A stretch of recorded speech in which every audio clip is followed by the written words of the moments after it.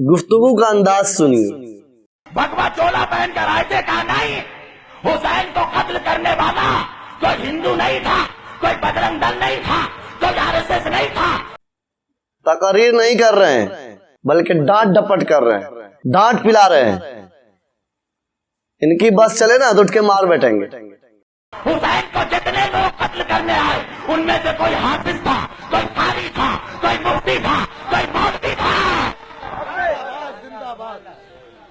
اب کلمہ پڑھ پڑھ کر اپنے نبی کے نواسے کو قتل کیا۔ اے مسلمانوں، تم حافظ ہو، تم قاری ہو، تم مولوی ہو، تم مفتی ہو، مگر تم نے کلمہ پڑھ پڑھ کر اپنے نبی کے نواسے کو قتل کیا۔ بتاؤ، ہے کوئی جواب؟ ہے کوئی جواب؟ ان کا کہنا ہے کہ مولویوں نے، مسلمانوں نے، حافظوں نے، قاریوں نے حضرت حسین اور آپ کے آل کو شہید کیا ہے، کلمہ پڑھنے والوں نے شہید کیا ہے۔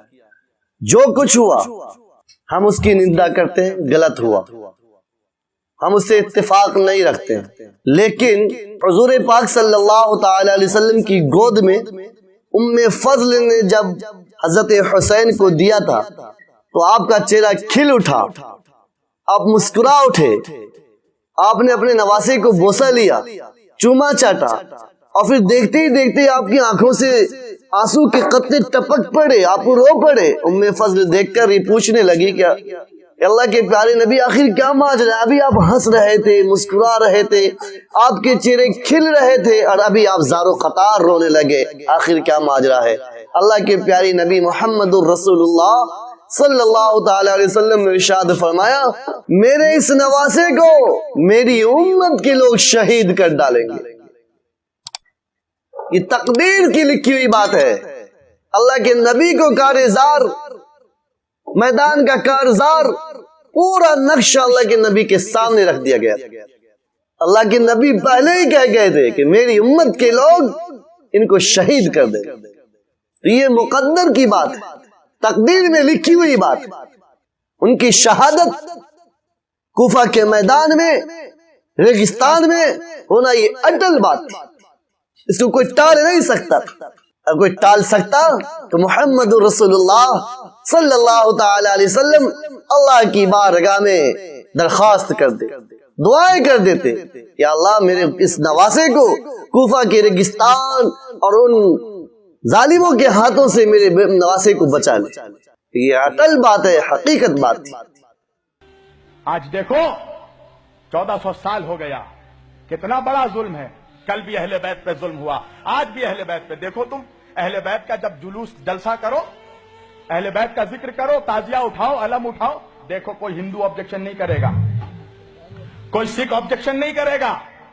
آبجیکشن کون کرے گا؟ مسلمان کرے گا، کلمہ پڑھنے والا کرے گا۔ ہم نہیں جلوس اٹھنے دیں گے، نہیں علم اٹھنے دیں گے۔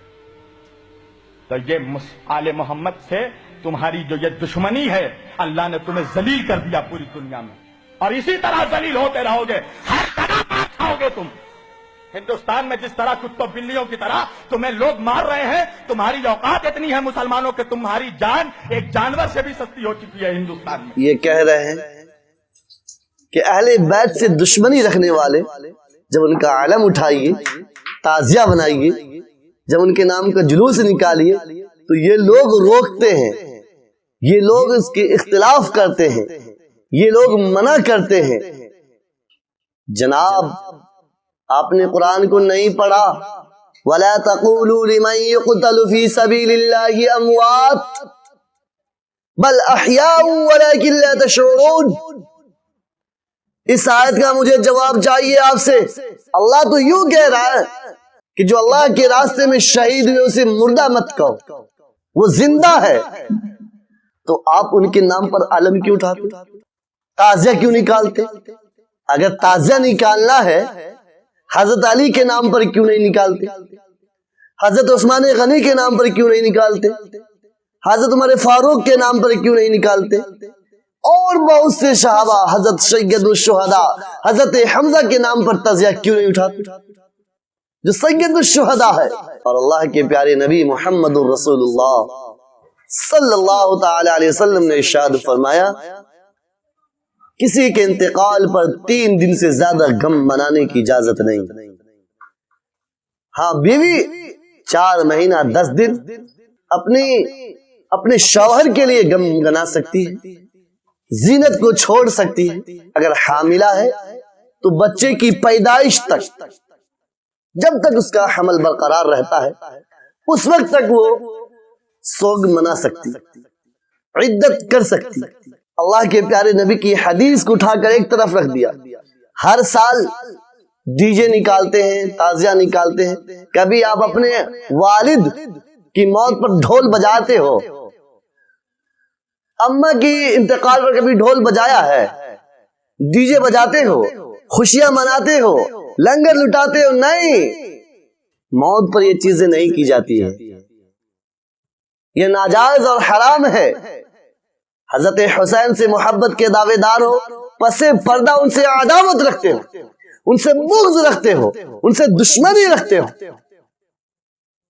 صحیح معنی میں محبت یہ ہے کہ ان کے لیے قرآن کی تلاوت کر کے ان کو ثواب پہنچایا جاتا، اخفاءً ظاہراً ہر اعتبار سے ان کو ثواب پہنچایا جاتا، لیکن ڈھول، خون بہانا، غارت گری کرنا، سینہ نوچنا، یہ وہ تمام باتیں جو اسلام ہرگز اجازت دیتا ہی نہیں، ہرگز اجازت نہیں دیتا۔ اور سنیے